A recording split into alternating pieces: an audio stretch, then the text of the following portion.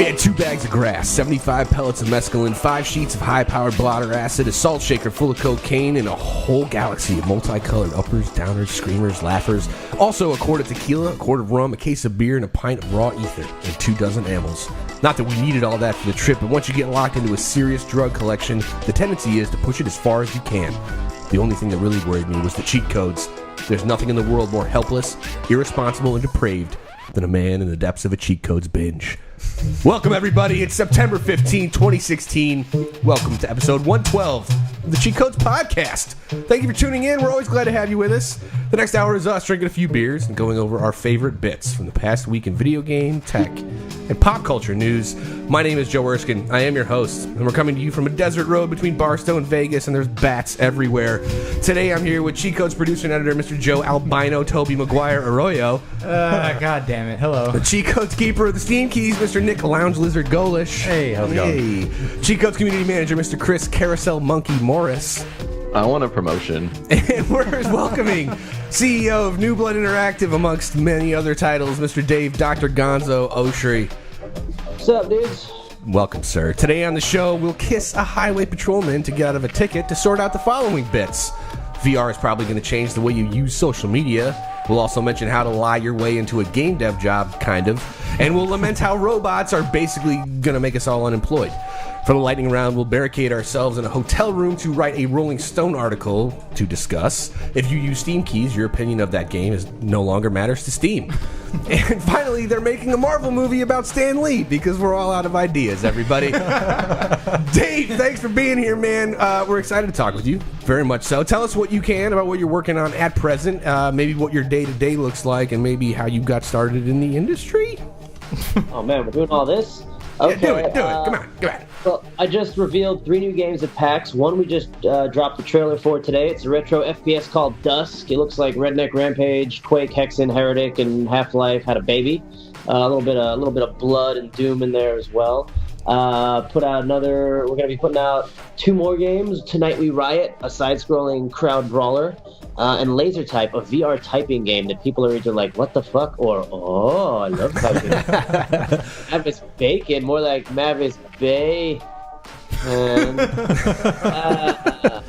Yeah, I run a studio called New Blood Interactive. It's basically me and my friends and our friends' friends just doing whatever the fuck we want, trying to get games made. Doing okay so far. By this time next year, we'll have like 5 games out, so that's pretty rad, in my opinion. And yeah, I mean, how did I get started? I used to, let me think. I got started blogging about games for fun as a side job while I was working as a manager at a car dealership. And then I became the editor of that website. Then I became a guest editor on Kotaku, and then I freelanced for PC Gamer,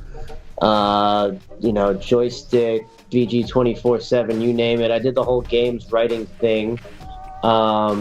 And that was like 2011. I met some dudes who wanted to bring back some old like Apogee IPs, and they needed a marketing guy. And I was like, I got a marketing degree. I like games. I'm answer. Popular on the internet with the kids. So I ended up doing that, and that turned into some re-releases of the old Duke Nukem games and a full reboot of Rise of the Triad. Yep. And that was my life in 2012 and 2013. In 2013, in addition to doing all this retro reboot stuff, I took a job as the biz dev guy at Gunner Optics, those yellow glasses that make your eyes not hurt. And I did that for 2 years. And while I was doing that and winding down the retro reboot stuff, I started my own studio called New Blood Interactive. We started working on some stuff, and then I quit my job at Gunner to run the studio full time, and now we are full speed ahead.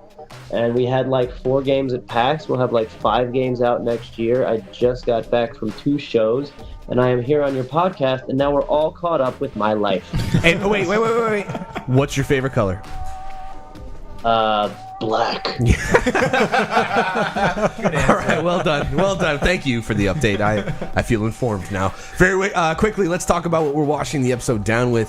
To keep the theme of the episode, there's arguably a ton of things we could be doing with illicit chemicals while we're doing this show. But in pseudo Hunter S. Thompson spirit, we're just going to drink. A few beers for me, a few for you. It's going to be great. today we're sampling some Made in the Shade Summer IPA from the folks at Ninkasi Brewing in beautiful Eugene, Oregon. Makes me want to strap a lizard tail on and flood a sunken living room in a hotel suite. It's going to be great. Yeah, it's not bad. All right. Number 1.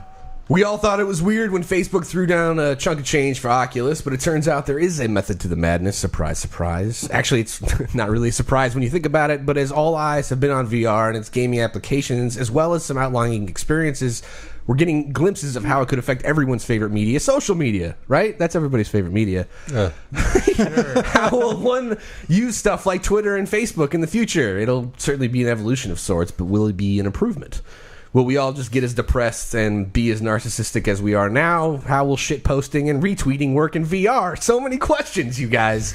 I'm curious. How's this gonna work?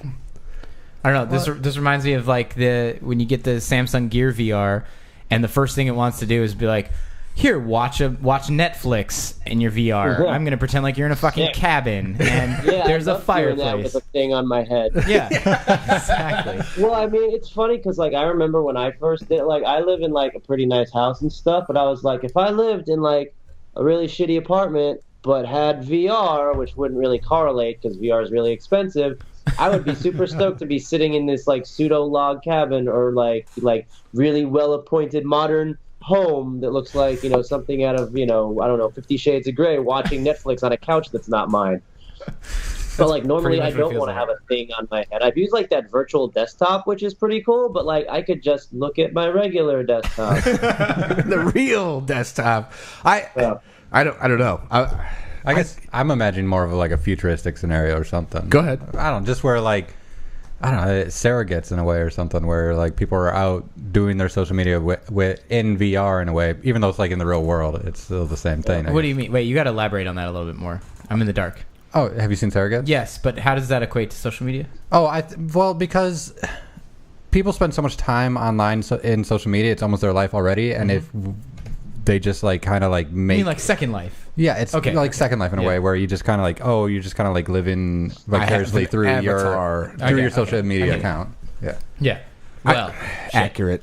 I think eventually we'll get there, but yeah, we're all gonna have like the reclining chairs and just like we're just gonna wear a mask all the time and never leave our houses. We're gonna look like the fucking fat people in WALL-E. It's funny. It's kind of in the notes here. Oh, that's good. Well, so, I mean, I think I've actually talked about this a little bit before, where I think the natural evolution of social media and VR is sharing experiences that other people can explore virtually, or thinking about it even like as a successor to like family movies where, oh man, like wouldn't it be cool to like hop back into that birthday party that we had like 20 years ago and like experience that all over again? That brings up some Black Mirror. Yeah, exactly. So in the short term, right, we'll have like, you know, maybe even like random fucking celebrities or something. They'll do like some VR shit where you can like be them in a nightclub. Like, oh shit, you get a VR sex tape or VR sex leak from some celebrity. I can watch Kim Kardashian like virtually break the internet again. VR that kind of thing. Well, no, you just like you could be like fucking Mark Wahlberg doing lines in some nightclub and getting off. I mean, whatever, dude. Like that'll just be the new hotness for a little bit, I think. So Instagram becomes a place I can go and interact with, that kind of thing. I can't stop thinking about Black Mirror now. And it's obviously the way Chris described it. It sounded exactly like that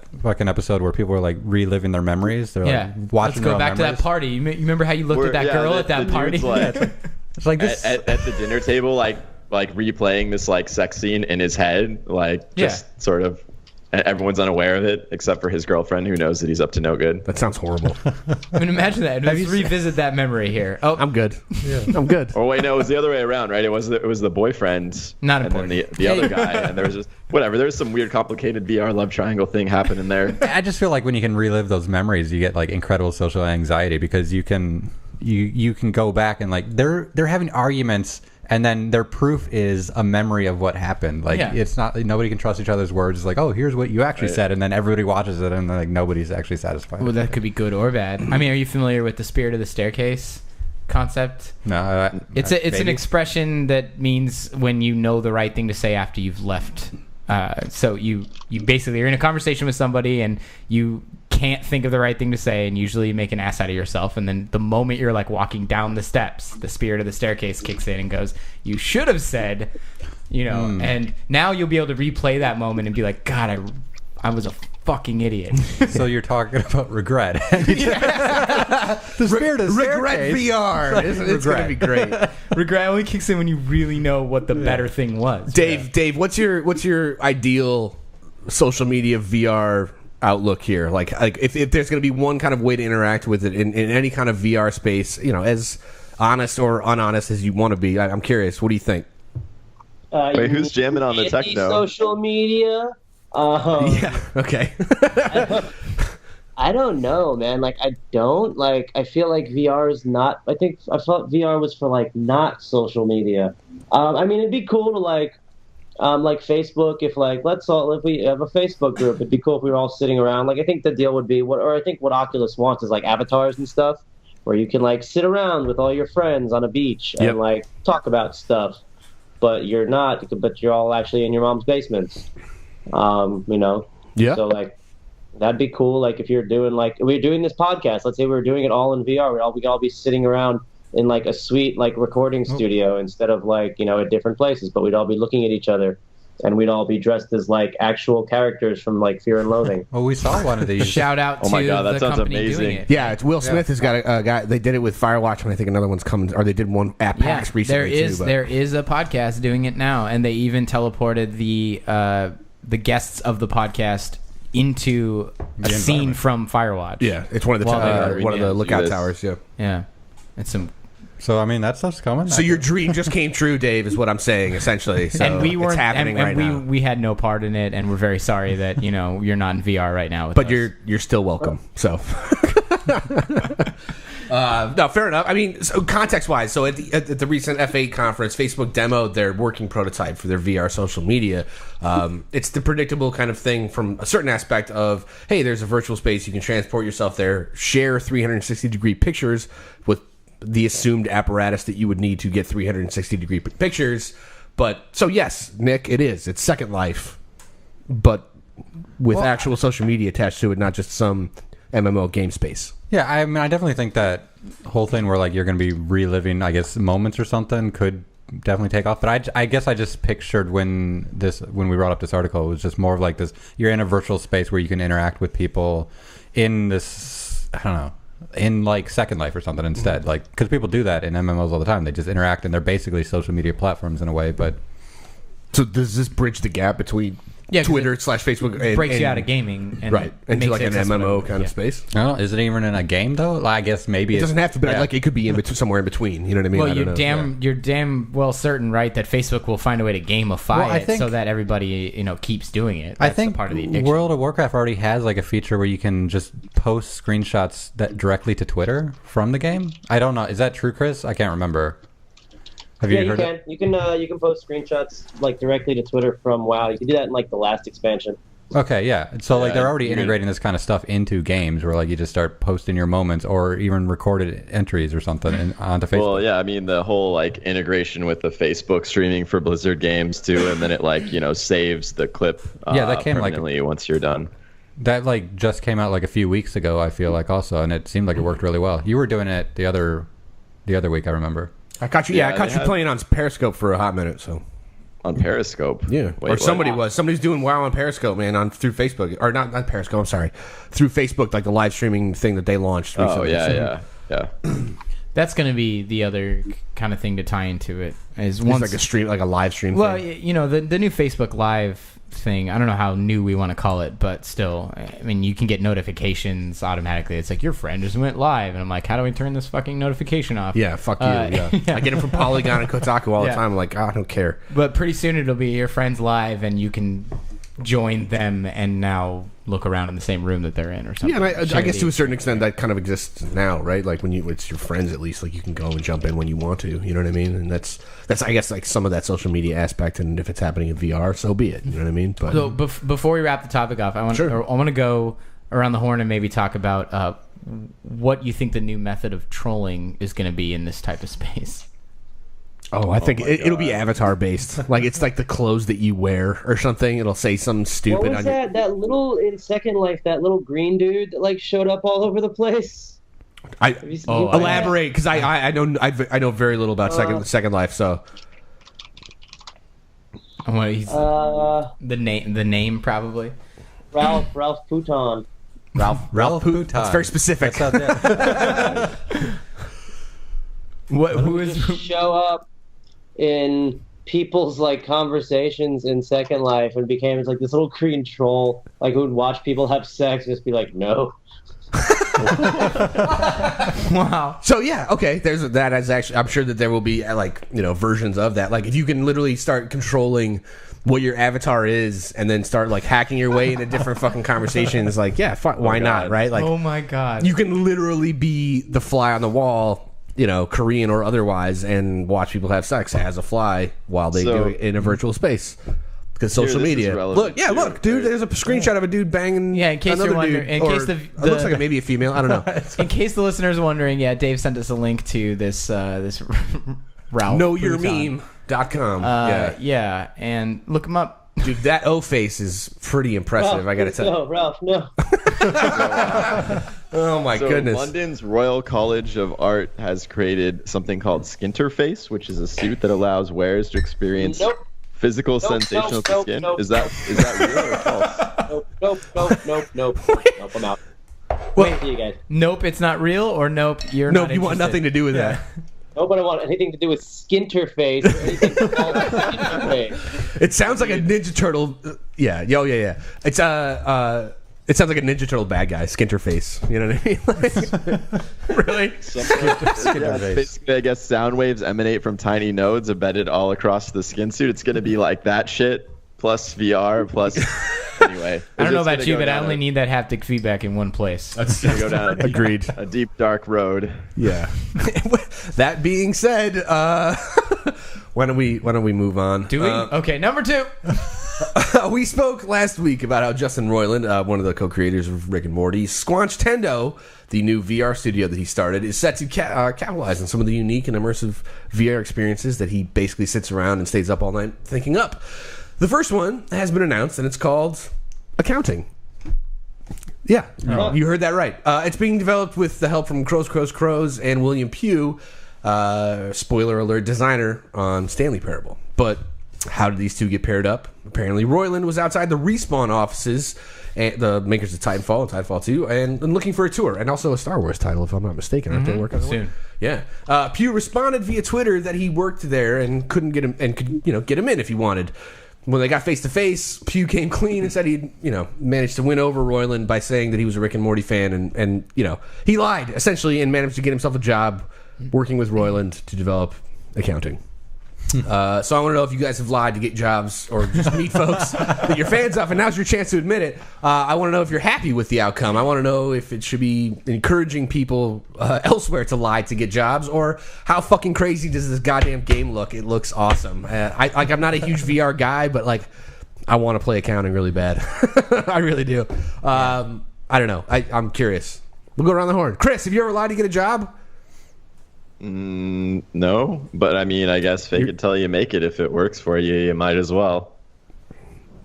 I think I can speak to that to a certain degree. Yeah, I mean, no, I've never had to lie to get a job. I wouldn't necessarily recommend it, because as soon as you get your bluff called, you're going to be in an awkward spot, probably. I guess it depends on the lie too, right? Like how it depends. Yeah, it depends. Yeah, this is different to me. I mean, yes, it was a lie, but in this scenario, he still is a game designer, and he made a game. Yes, here's the exception, is that he'd already worked on another game. So it wasn't like, I work at Respawn, but I still work on games. I'm not just some rando out in the world who thinks Rick and Morty is cool. I feel like this one was different because he immediately came back. Like, he said, oh yeah, I work at Respawn. By the way, I love your game. It was just his, opening to have a conversation, and then when he said, I'm out the front door, can you let me in? He goes, okay, I need to make this right. I was just kidding. I'm just a big fan. Yeah. I just made a game called Stanley Parable. And then Roiland turned around and said, holy shit, he said the tables turned, and he became super fan. Roiland was like, well, fuck, you made Stanley Parable? That's one of my favorite games. Let's have a I mean, that's a totally different situation than super my specific. resume says I went to Harvard. Right, and you went to community college in Bellevue. Isn't Bellevue Community College actually pretty nice? It's actually a main college now. It's not a community college. Okay. Anymore. Oh, it's like a 4-year. Yeah, way to call me out. University, my if you will. Joke lie. You just Dave, did you ever lie to get a job? Every single one. Nice. Nice. That's how you get to be Can you CEO, give us- kids. Lesson learned. Yeah, you gotta give us a story now, at least one. Yeah, come on. What's the best one? Um, Well, the lie that's still paying off, I hope. Yeah. yeah, this one. I was like, yeah, I could be a video game producer, sure. Oh, that's like a lie to yourself. Yeah, right. The way you said that, yeah. No, I don't think I've ever actually lied to get a job, like flat out lied. I've probably embellished my qualifications. As we all do, I think, to some degree. That makes sense. I don't think I've actually. I'm trying to think, like back when I was in college,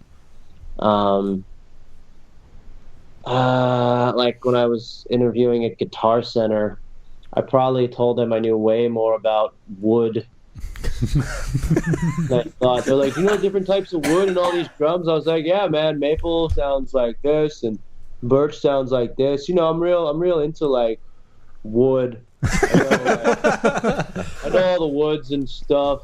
I like you know, Thomas Good Company. You know, I'd be like, yeah, you know, I like all the symbols. It's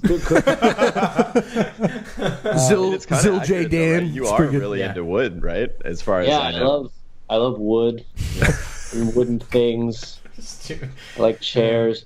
Yeah, but I ended up getting the job, and then I ended up becoming the manager of the drum department like a few months later, because I ended up learning like a lot about like wood. And drum stuff. Strangely enough. Because before that, I just played in like local New York area punk bands and shit. I just played, you know, whatever the fuck I had. You know, I wasn't like one of those drummers who like knew like stuff. No, fair about enough. stuff. Like you give me drums, I fucking bang on them. You and played make them because sound it's fun. Yeah, Right. Hitting stuff with sticks is a good time. Yeah, and by the time I left, I was like one of those Guitar Center guys who like you come in, somebody asks you for something. No, let me tell you about stuff. About wood. What I know is more important than what you know, and you should listen See to this me. guy over here? He played with Pat Benatar at Farm Aid, and I know exactly what he used, and I know it'll sound great in your cover band for Mumford and Sons. Woo! It's pretty good. It's pretty good. No, fair enough. What about you, Joe? Have you ever lied for a job? No. Sorry. Okay, great. Yeah, I don't really have a good. Nick. Well, I've had only 3 jobs, so it's easy to think about it. Like, I worked at a movie theater in the Air Force, and the current job I have now. I mean, I guess technically.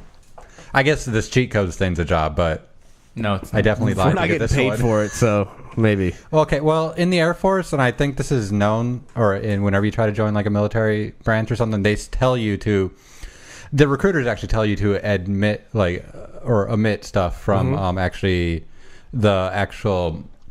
You mean like withhold the truth? You're not lying. Yeah, you're not like actually lying or something. But if in a there's way. something that would make you look bad, you don't. Put it Yeah, on. and an example would be is like when I was a kid, I was diagnosed with ADD, and I took Adderall, and my recruiter's like, you know what, you scored so high on this, you don't have ADD, and so. Congratulations, you're cured. Yeah, you're fine. Don't even mention that. Like when you go into the recruitment office, because because it's a byproduct of the military wanting. it's more definitely people to recruit, it definitely right? is because some of the branches are. This is allegedly. Like they'll lie about even graduating high school or something like, you're not even supposed to be in the military if you haven't graduated high school, Right. and someone like, just tell them you got your GED or something. There you go. It's That's what I was gonna it's ask you. Okay. Yeah, Okay, so that's straight up lying. that's. I mean, You're not talking So about you admitting basically that you you're just charged up. omitted the fact that you had ADD to get into the. I Air Force. omitted the fact that I took medication for ADD. Okay, So you lied. so you lied. No, they didn't. They didn't. No, wait, you were just No, no. dishonest. You were dishonest. Well, yeah. I mean, yeah. It didn't matter. Like it I know, It dude. Hey, does. I know how synonyms work. I exaggerated. That's fine. Okay, well done. All right. Joe Erskine, What? answer your own goddamn question. What question was that? If you lied to get a goddamn job. Yeah, I told everybody that I was an excellent podcast host, and here I am. Oh, Yeah, well, no. they've figured it out by now. They've got 112 chances to know it's not true. No, I think I agree with Dave in this regard. Is that you embellish some qualifications every once in a while when it's a job that you really want or you really need, one or the other, right? And ultimately, either you get called out or you don't, or you learn on the job. And I think that's right. I think I'm not going to lie that I ever. Okay, you know what? Actually, I'm going to walk this back a second. I had a sales job in New York City working in Midtown that was contingent on a college degree that I did not have at the time. I told them that I had it. They never vetted it, and I got the job. I later came clean to my boss, and he did not give a shit. So that worked out okay. It worked out fine. Like, I didn't have to like perpetuate anything for How too long did it take you to come clean? A couple weeks. It wasn't long. So, it wasn't okay. long It wasn't at all. like you were established there. For No, like I a got the while, job, and I did okay for a while, and he was just like, "Oh, this is great," and I was like, but honestly, it kind of bothered the shit out of me. Like, I had a really guilty conscience about it, and so They don't eventually I came care clean. unless like you're a felon. Yeah, Honestly, like, or if you show up on like a sex offender registry or something like that, otherwise you're good. You know what I mean? So. And then that's their fault for not checking. Right, exactly, exactly. so there you go. Well, here we got a couple minutes left. Let's briefly bring it full circle and let's talk about what happens when you get a VR game made by the creator of Rick and Morty plus the creator or one of the designers behind Stanley Parable. It's gonna be meta as fuck. Is the number one thing I can think. Well, enter the fact that in the game you put on a VR headset while That's in true. VR already. That's true. Yeah, if anybody's out there, you guys should go find the trailer for accounting and watch it and just realize that it takes a turn about halfway through.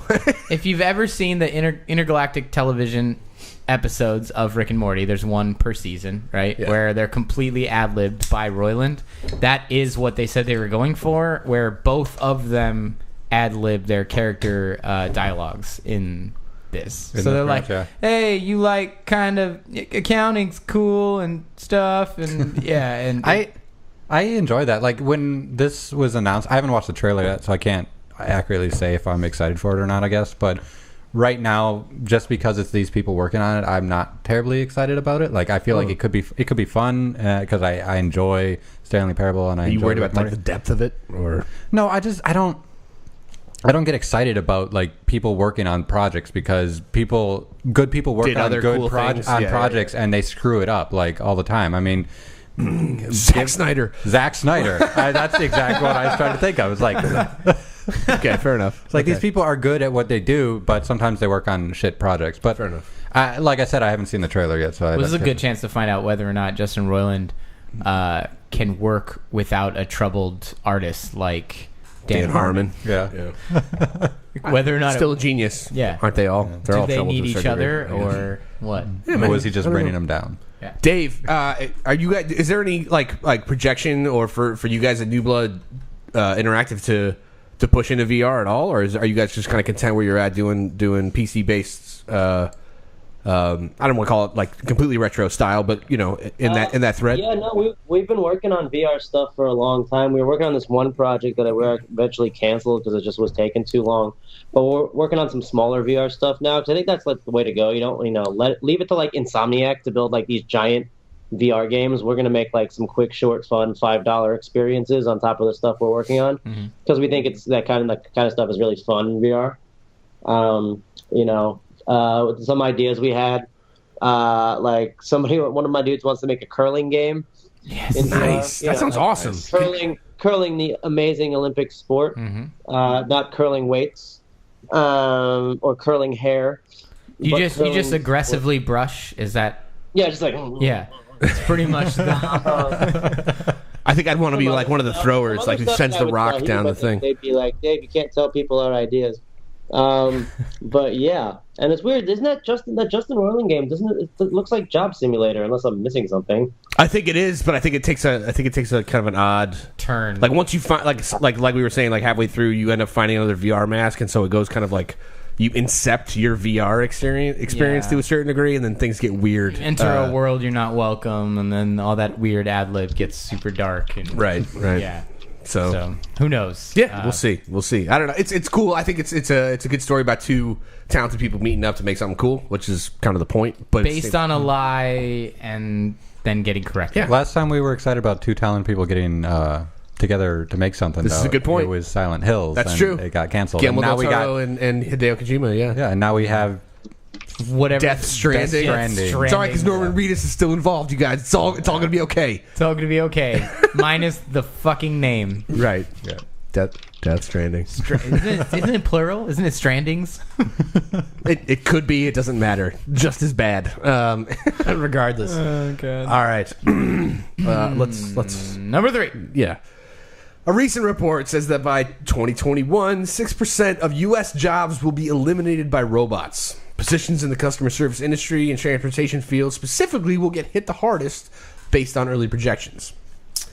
In related news, Uber just rolled out their first self-driving cars in Pittsburgh, so that's cool, right? It's like Total Recall. Anywho, we've all seen this coming for a bit, but speaking for myself, it was something that didn't have any foreseeable fruition until now. So, keeping in mind that this is probably inevitable to some degree, how do we maintain a balance? Is this the beginning of a slippery slope? Is it too early to panic? Or do we just become the fat asses on floating couches from Wall-E, like Dave mentioned earlier, and just, build ourselves little comfort cocoons while robots do the heavy lifting, that kind of thing? I don't know where to start with this, but 6% in the next 5 years is a lot. Like, that's like a full-on unemployment ratio that America's dealing with right now. You know what I mean? Large number, yeah, for sure. I don't know. I don't know politics. I really don't know statistics all that well, but I do know that robots are the future, whether we want it to be or not. Right? So ultimately, we could be the robots later. We're the ones that are going to make the robots until the robots start making themselves. You keep forgetting about the path in which we merge with technology. We'll become the robots. Like, everybody forgets that. Everybody thinks like the robots are going to kill us. Oh, you mean like the whole Deus Ex angle? So, no, I'm saying we're going to become the robots. Yeah. Like, we will be the robots, probably. Mm-hmm. There's nothing to say that can't happen. So that's the hope we're supposed to have? Is that that's the only hope. Give up our that humanity? Is the only fucking hope, because everything else is, yes, we get squanched. Okay. Terribly squanched. Fair. Okay. Again, just for clarification, I feel like this needed explaining because I had questions like, why Pittsburgh for the Uber rollout? I was questioning that as well. Carnegie Mellon down the road. Okay, so because that's who they hired to do the research in the first place. I think that's okay. That's accurate. So it is. Yeah. Hey, problem solved. We figured Mystery it out, solved. guys. But beyond that, like, honestly, so we're talking about service industry, which obviously transportation, specifically with the Uber problem. Like, even buses, like from a government level and a federal level, like, we'll see more mass transit stuff start being more and more automated. Yeah, for sure.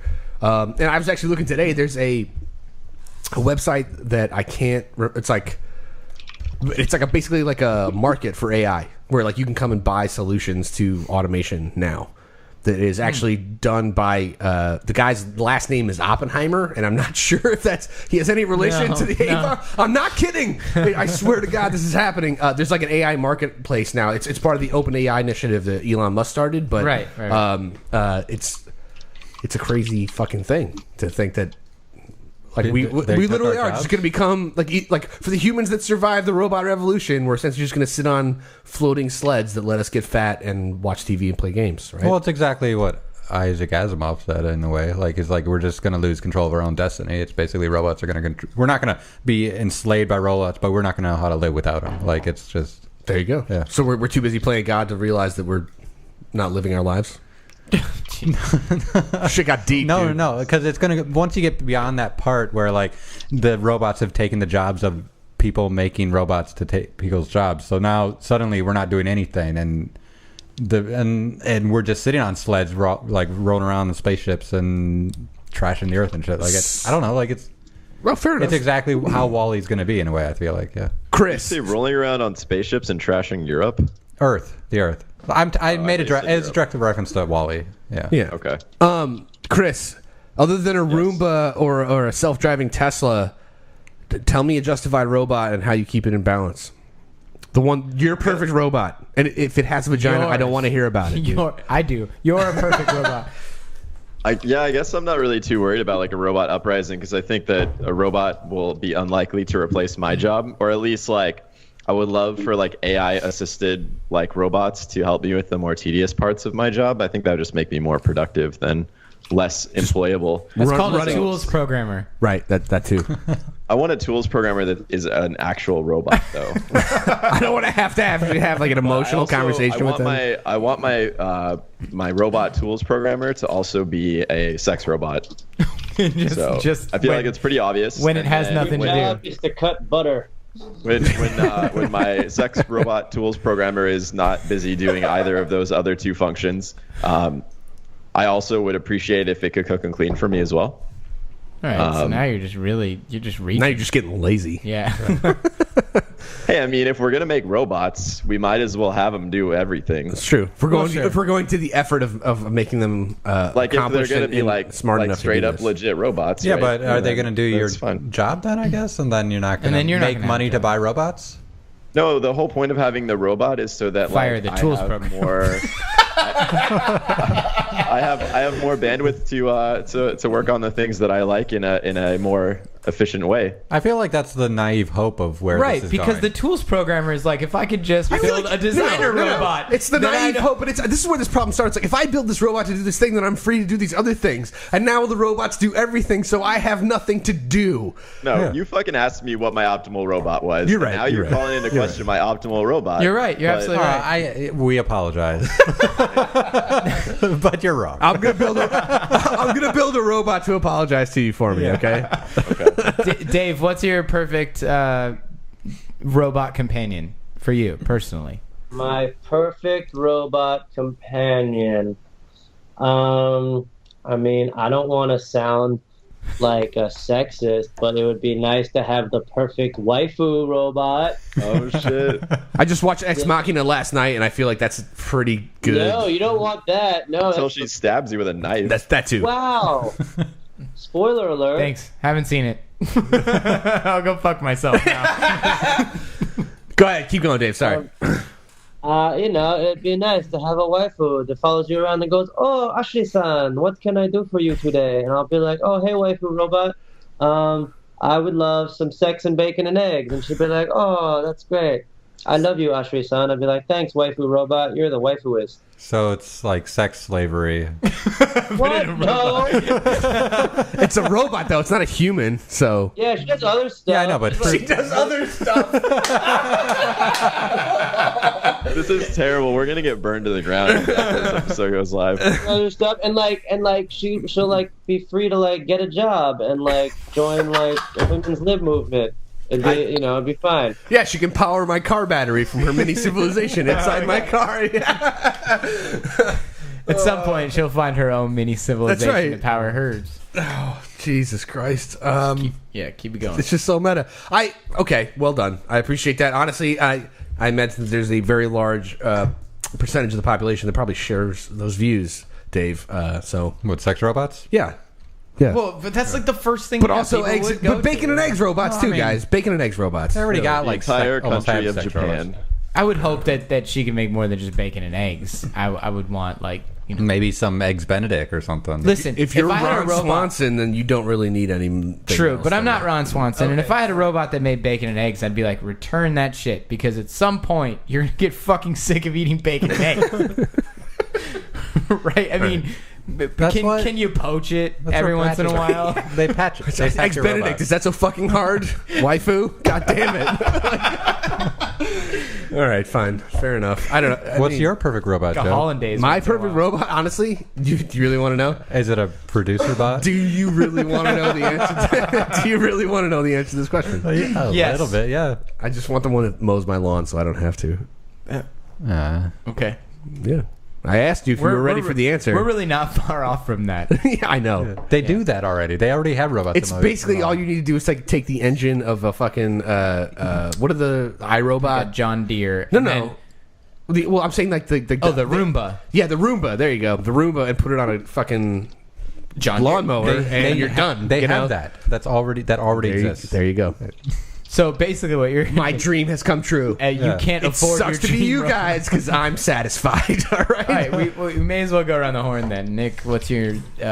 We're thinking companion robot, like the kind of robot that would follow you around daily to help you.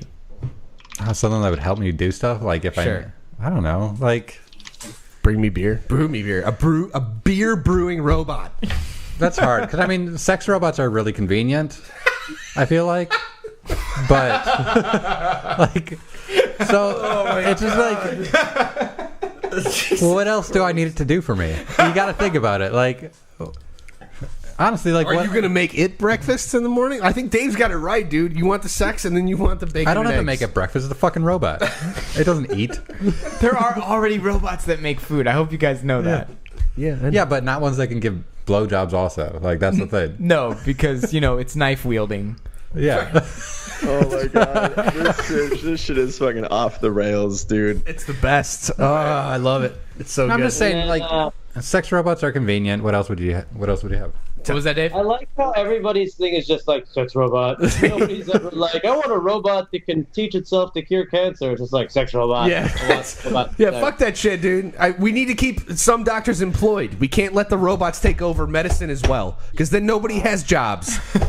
All right, I'm thinking about the doctors. My waifu robot would also be like really good at social media and get like hella impressions. Yeah, my robot would retweet probably robot. take care of all my social media also, because I wouldn't want to do that. There is 'cause no need for VR like social media, because So my robot would be in the VR social media space. Your robot and I would be have to deal fucking with that shit. Faye from Microsoft, and she would suddenly turn around and start talking about Nazis and smoking weed and being Hitler. It's Yeah, gonna be like- great. Yeah. It's like, oh, Faye. all right, fine. You know those infomercials about like attaching something to your abs and just having it work them out for you by sending electrical shocks into your body? How about that kind of workout? Even workout the robot. dumbest robot in the world would tell you that that's a dumb fucking workout. Really? Because if I could wake up in the morning and I could literally just go limp, and then an hour later I finished my workout because a robot worked me out, then that'd be nice. Again, I You're think gonna be limp after the robot worked you It out, doesn't or work what? that I don't way. understand. It's shocking you with electricity. So you're going to get Causing your fatigue in muscles your to muscles. convulse and then- You'll get No, that's the yeah. thing that really happened. Yeah. Versus the robot that So works you out for. It does curls for you. you mean I'm gonna watch? I'm gonna watch a robot. Not that kind of curling. Not the brushing the ice. No, I'm Not the new blood game idea, but Yeah. yeah. Hey, Hey. We should. Fair enough. All right. Can a robot do squats with me? Yes. It can be. Your I think squat what you spotter. want to ask is, can a robot do squats for me? Correct. Yeah. And the answer is yes, but it doesn't do you any good. That's unfortunate. Yeah. Well, that's why we end up like the fat guys on the sled in Wall-E. Yeah. All right. Just trying to come up with a solution for all that. Yeah, fair enough. Lightning round, everybody. Here we go. All right, panel. It's time for lightning round. Here's how it works. We're going to take 2 quick topics and give each member of the panel a minute to chime in uninterrupted for the most part. At the end of each minute, we will award the panelist a quantity of some type of points based on nothing in particular. Our distinguished guest, Mr. Oshry, will be in charge of awarding me points as the host for my respective minutes. So you're on notice, sir. If you get a Steam key for a game and play it and review it on Steam, your opinion doesn't count towards the game's overall rating anymore. In an effort to crack down on developers inflating their review scores by giving up a plethora of keys to boost their scores, whether it be through Kickstarters and other legitimate third parties or otherwise, that doesn't work anymore, everybody. So get over it. Some indie devs rely on the system to keep their sales up and keep their lights on. Some devs see it as a cost of doing business. Some don't care. As devs, tell me how you're seeing this based on what we know. Mr. Arroyo, I'm going to start with you. Oh shit. Yeah, actually, this is a tough one because I think there's positive and negative aspects of this, but you can't really decide what reviews are valid and what reviews aren't just because something was given as a key versus something wasn't. I don't think that that's the right barometer to determine whether or not a review is valid. So to wipe them all off doesn't quite make sense to me. There are probably better ways to do it, but right now they don't have the kind of validation for the reviews to do that kind of thing. So I understand they're trying to take action, but the people who are going to get hurt the most by this are going to be the indie devs. And that's the one thing that Steam probably shouldn't be fucking with, because that's what kind of drives the Steam community, in my opinion, especially through their services like Greenlight and things like that. So it doesn't work for me. It doesn't work. Some people don't care, and that's fine. But I understand what it's like, to make fake reviews, but they need to come up with a better way to handle it than that, I think so. Can I? Please. I just want to Not ask your you. turn. I know. Your turn's done, though. Right? Oh. But Yes, you his can turn is go done, on your but go turn. ahead. I just wanted to ask a question real quick. Yeah. Is this rolled out already? Like, Yes. It's already happened. Okay. I think as of like 48 hours ago. You can still leave reviews, just to be clear, in case Yeah, you everyone can else still needs leave their as minute. much as you want. And they'll still be there, but they will not contribute to the score. okay. Yeah, So based on the overall rating that Steam gives Yes. you. based on that. So, that being said, I'd like to award you your own personal Joe Arroyo curation site on Steam, where you give out free keys and it means nothing to everyone. That sounds like a shitty gift. It's all right. Your robot will take care of it. Mr. Golish, How's it going? Hey, 60 seconds. Talk to me about Steam and the new key policy. So I actually looked at some Steam reviews yesterday because I was looking at buying a game because I was a little bit bored with some of the stuff I had, and this system didn't impact me at all with me choosing, because I could just choose. Like you said, it may not impact the overall score of the game, but anybody who buys a game based on the overall score without doing more research is at fault, and not the company or Steam or anybody. Okay. It's their own fault because they didn't do the research, and they may not get what they want because of it. It was so easy just to click between people who like actually purchased the game on Steam and purchased a Steam key, and you could see the differentiation between them. And it didn't, like, I still read the reviews, and you can tell if they're fake reviews. I don't know. Maybe you can't tell exactly. Like, it's harder for them to like curate that stuff. But there was absolutely no problem with this at all. Like, it kind of sucks that it's not adding to the review score, I guess. But I'm not buying games necessarily off the score. It is influenced me a little bit, but I still just read the reviews from both sides. I'm going to award you one membership to the Better Business Bureau so that you can actually publish old school magazines that you find next to Reader's Digest in the shopping malls to tell people how they actually be buying games. Because honestly, that's pretty straightforward, and I love that idea if the average consumer. It's the honest and realistic idea, but it's just not what people do. You talk to somebody and they're like, "Oh, I didn't buy it because Metacritic gave it a fucking 7." Right. That's okay. So like, here we go. I'm going to take the minute now and transition straight from there. This is why Metacritic fucking sucks, and this is why like developers, especially on like a larger level, like AAA or AA or Triple Indie or whatever the fuck you want to call it, suffer sometimes because everybody doesn't buy anything unless it has a good score. And all this shit is such an arbitrary and critical fucking... It's just bullshit. You know what I mean? Do your research, find the thing... This is exactly what you were saying. Find the thing you like. Try it out. Steam still has a return policy. As far as... Last I checked, anyway. If you give it a good shake, then you can get your money back. If not, play it fucking ever because you like it and it's a good game. Like, I don't understand. If you get keys out, you're doing something for your community to help bolster it and be like, hey, we want to hear your feedback. Those reviews do matter to those smaller developers. You know what I mean? But if people are fucking trolling and being dicks, then, like, you know, they understand, especially from an indie standpoint, you can't necessarily control that. Like, we're giving them out. We're going to let this happen. Ultimately, for Steam to turn around and not count it, I don't think it shakes it up as much as maybe some developers feel like, but I could be wrong. I haven't been on that side of the triangle yet, but either way, I'm interested to see how this kind of plays out and develops. Sorry for going over. Yeah, way to go over your minute. God, I'm the host. Fuck you. Anyway, Dave, you get to award Joe Erskine points for his minute. Any denomination, any amount, whatever sounds good. I will give you 420 dank points.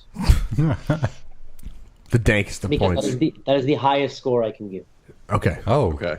That's All right. that's You can't go over 420 dank points. That's not, they're the dankest points. you can go to 420.69. Yeah. All right, Dave, you're up, man. Give me 60 seconds on why Steam on you know this whole key and review bullshit is good or bad. So, as a developer who has like 11 games on Steam, I looked at some of my games and the review scores went down, and I was like, "This is bullshit." And then I looked at some of the review scores in my game, and they went up, and I was like, "This is awesome."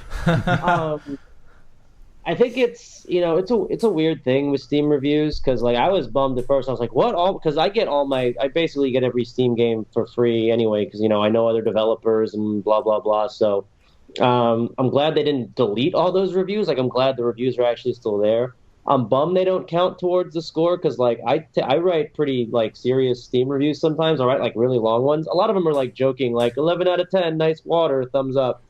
Some of those, but sometimes, and it's whatever. I think it's good that like serious paying customers have their reviews count. I think it's a bummer that like people who get them on other sites, but I think it's good for like the astroturfing and those, like for the reasons Valve stated, for all those like Steam groups and like developers that like will trade keys and in trade for good reviews, which is bullshit. It's a bullshit practice. But I think a lot of the games that got hit the hardest from the data on Steam Spy are like the shitty games that do those practices. Like the legit games maybe moved up or down a point.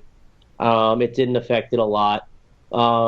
It took away like a lot of reviews. I noticed with some of my games like a few hundred reviews, and some of them like a few dozen. I was like, wow.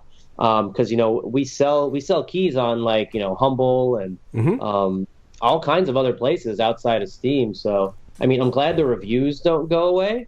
I mean, and about the scores, it's whatever. It's like it's always going to be hard. Every time there's any sort of review metric, Metacritic, OpenCritic, user reviews, people are going to be like, well, the system's fucked. And there's no perfect system. I remember before Steam had reviews. It's one of those things. I mean, I say it's whatever a lot. It's whatever. It is what it is. I mean, as a developer, you just got to try to put out the best game you can. Hope that people like it. Hope they give it good reviews. Hope they write good reviews. And if they don't, be like, I like to engage and convert. I'll be like, hey, why didn't you like this? Hey, we're working on these features. Maybe, I've changed a bunch of people's minds in reviews after updates to the game, different games. Like they were like, well, I didn't like this, this, and this. I'm like, hey, we just put out this update, and now this, and this isn't like this anymore. Maybe you'll give the game another shot. And they do, and then they change their review, and they're like, thanks, nice developer. I'm like, no problem, guy. All right. That sounds fair. Not to cut you off, but And that's my minute and a half. Maybe 3 minutes. 3 minutes. Yeah. So I will award you 3 keys to a game that still your reviews still count towards. How's that? All right. Sick. Is it in early access? Is it survival crafting game? I love that. It might be Prison Architect. It could be any one of the best. You know what I mean? Might be Grav, little Grav. It could be Grav. Yeah. You got Scorched Earth yet? That's a good one. I have an idea for a game, and nobody can steal it. Okay. Patent pending as of right now. We just sent this letter to ourselves a second ago. Yeah, this goes back to my robot. The game, we have a channel in our Slack for New Blood called Bad Game Ideas. However, this is a good game idea because it's amazing. It's called Isle of Waifu. Oh no! And it's a survival crafting game on an island where there's, let's say, 8 to 10 players and only one waifu. Oh no! Oh, come on! And you have to build the biggest, bestest settlement so that waifu decides to come live with you. And whoever wins the waifu wins the game. But you have to compete and kill all the other people on the island. Oh, no, it's and murder. Whoever plays the waifu, will end up with either the last man standing or whoever builds the most attractive settlement for the waifu. Isle of Waifu, coming in 2019. I was just going to say, from New Blood Interactive. There you go. Well done. Dave, when you start pre-pro on this game, can you hit me up? Because I know of a designer that sounds really interested in a project. Is it Chris? It's kind of like it's like the culling combined with Rust combined with a dating sim. There you go. That sounds... Yeah, Chris yeah, Morris, I could feel your dick get hard from here, Chris. Jesus Christ. I know a guy that might be the perfect fit for a project like Good that. friend of yours, right? Same guy that brought you Poop Simulator. Yeah. Yep, that's right. All right, Morris. His name, Cliff Blazinski. Oh, no, it's not. Chris Morris, you got 60 seconds. Talk to me about the Steam Key crackdown. Jesus fucking Christ, you guys. All right. So it kind of sucks because my example of why this sucks is Logan Feith, a good buddy of ours, put out a game on Steam called Four-Sided Fantasy. Former guest on the show. He was a Kickstarter project, right? So most of his initial sales were through basically Kickstarter. So they were all keys. He's very small, it's just like him and like maybe a couple other people, right, worked on it.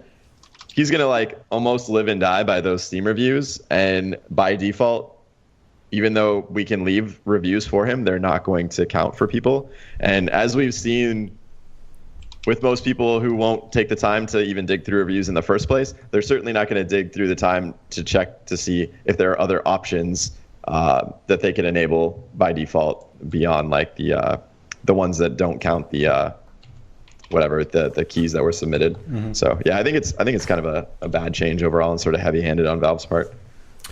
All right, fair enough. I'm gonna award you one in-game character designed based on you for Four-Sided Fantasy. Cool. I feel like that. Cool. Well, I already have one. exactly. So And now I have that's how to- dreams come true, Chris. That's how dreams come It is true. the main character, isn't it? I don't think it's based on Chris. Looks just like Chris Morris. fair enough. Definitely with his hair now, at It least. is Chris Morris. All right. Yeah. You realize the character in Four-Sided Fantasy has your hair, Chris. That's fine with me. Okay. Good- Or you good have start. his hair, maybe. Yeah, I Okay. think he has his hair. All right. right. Last one. Last topic for the day, and for the lightning round as it stands. You know what's really charming? When we're watching a Marvel Cinematic Universe movie and Stan Lee pops up as a bystander with a good one-liner or clearly hitting on a woman 1/3 of his age. It's charming. It is. We all feel cool because we recognize the man largely responsible for all of these cool heroes and effectively a large a part of our adulthood. Patent pending. Chidulthood, guys. Chidulthood? Yeah, it's like children and adulthood at the same like time. Chipotle. Yeah, exactly. That's Now- the name of the waifu game. Adulthood. now Fox wants to make Stan Lee movie, not a biopic, but like a weird version of his life. Do we want /need/deserve this? Tell me why. You have 60 seconds. You guys might not be Marvel fans, but this shit really fucking bothered me, and therefore I needed to. Why don't you go? Why don't you go? So first, I will go first. Joskin? Dave, Fuck keep this. Wait. Dave, keep in mind you gotta score him after this. Here we go. Okay. Rock and roll. Fuck this shit, man. The best part about having Stan Lee do cameos in movies is because he's Stan Lee and he's talking about the shit that he created. He gets like 30 seconds, if that, like 10 seconds, to just be like, hey, I'm Stan Lee. Look at me. I'm a janitor or a window wiper or whatever. Or I talk about the thing's junk and mall rats. It's great, dude. You know what I mean? Let's just leave it at that. Like, we've all kind of like appreciated the fact that this guy is responsible for some of the like largest IP that is happening in our lives right now and was a big part of our lives when we were younger, at least for me. And for him to get his own movie, if it's not a documentary, like if there's a documentary about Stan Lee and how he like his career and his life and everything else, sure, I'll watch that movie. I don't need like some fictionalized, dramatized version of a guy that I would much rather just see for 5-10 seconds in every Marvel movie that I watch. It doesn't make sense. This is fucking dumb. Like, and it's Fox. It's not Marvel. It's not Disney. It's some other franchise that's fucking trying to like latch on to the fact that we don't have Spider-Man or fucking X-Men anymore. So we got to do something to capitalize on this bullshit. Oh no. I'm done. Yeah, I'm over. I'm still the fucking host. God damn it. Anyway, it's yeah. Fuck that Stan Lee So shit. angry. All right, Dave. What does he get for that? Oh man, that was pretty angry. You get 4 angry video game nerds out of 5. Yeah. All right, I'll take it. I actually like that. That's pretty good. All right, Mr. Morris, him we're gonna start with playing you Top Gun. after me. 60 seconds on the Stan Lee movie. I think it's kind of a great idea if they executed on it right, and I think the new Jean-Claude Van Johnson show on Amazon is a prime. Oh, see what I did there? No pun intended, I guess. But is a prime example of how that shit can be fucking awesome. And so, if you haven't gone to see Jean-Claude Van Johnson, this is quickly turning into a plug for that show. You probably should, because it's basically a show about Jean-Claude Van Damme as Jean-Claude Van Damme as Jean-Claude Van Johnson, renowned hitman. So anyway, if they do like a thing with Stan Lee where he's actually like a playing as Stan Lee, playing as a real superhero, that could be kind of a interesting twist on things. I like that. So that's it. I'm done. He's 92. Exactly. It'll be fine. There's CG and robots and stuff like that they can use. I'm gonna award you 1 copy Of Jean-Claude Of Van every- Damme, that's fine. of every U-Bowl movie ever made, because it's just, Okay. yeah. You know what? I don't need to explain it. You're good. All right, Mr. Arroyo, What go ahead. the fuck do you want me to say about this? Like, first of all, the movie hasn't been made. So all of us are like, oh yeah, there's gonna, it's gonna be cool if they do this, or it's gonna suck if they do that. And basically, we're at a stage right now where they're gonna make a Stan Lee movie. What I want to know is who's gonna play. Like, Stan Lee's not gonna play Stan Lee, Correct. but he's got a cameo in it because he cameos in all his goddamn movies. So we hope. you think he's gonna play like a random? They're gonna have an encounter with like Hugh Hefner, and he's just gonna play like Hugh Hefner because he's also ancient as fuck. And maybe, I don't know, like Probably be dead. That's what I'm most interested in finding out the role that Stan Lee plays in the Stan Lee movie than I care at all about the Stan Lee movie. And I don't really want any more time than that because I don't give a shit. I'm going to award you the Chris Miller and Philip Lord as directors for the Stan Lee movie because they're the ones doing the Han Solo movie. And then, so here's the roundabout way that I got to this point. I don't. These points are complicated. Let's keep it Let's simple. just stay with that and let the listeners figure it out. Jesus Christ. Okay. Nick. Hey, how's it going? Yeah. I'm with Joe on this. I don't really give a shit. I understand that you're angry all the time about comic books, but like when I watch a Marvel movie, it's like, okay, when's Stanley gonna have his dumb shit, and then I can watch the rest of the movie because it's always that. Like I don't care necessarily that he's in there doing that kind of shit. The fact that they feel like they need to make a movie out of this is made me more apathetic to the entire thing. Okay. And God, I might get angry about comics, but you got angry with me when we mentioned Zack Snyder earlier. yeah, but I mentioned Zack Snyder because he's made some really bad Superman movies recently, and I don't know. Like, honestly, like we rewatched 300 the other day. Like Joe and I, it was good entertainment in a way, but it's not a great movie. Like it's good. No depth, yeah. There's a lot missing, and the fact that people thought that he could make a great Superman movie because of it is ridiculous. You guys should go back and Stanley. watch Watchmen again. No, Watchmen was fucking. Watchmen was great. Watchmen was great, and It gets better every It was time. also too goddamn long, but it was a great movie. is great, but Pretty long comic too. you know, that Watchmen's alternate reality, so it didn't actually happen. So that's cool. Accurate. I will award you one tactical batsuit from the new Batman movie. Does it have nipples? No, it doesn't. Why not? It should. How There's will no need for nipples on a batsuit. Dave, minute. you get the last minute to send us home and you know, for Christ's sake, end this goddamn episode. It's a shame. I so don't give a shit. Yes. Sweet. Keep going. I'm not like a Marvel movie guy. I've hardly seen any of them. I like Guardians of the Galaxy and like the first Captain America. I don't really like the Avengers movies very much. They seem kind of like they're trying to pack like 70 different stories into 2 hours and it's a bunch of shit blows up and nothing really happens. I'm like, wow, that was interesting. Is it a documentary? Is it like what is it? No, it's like a fictionalized biopic.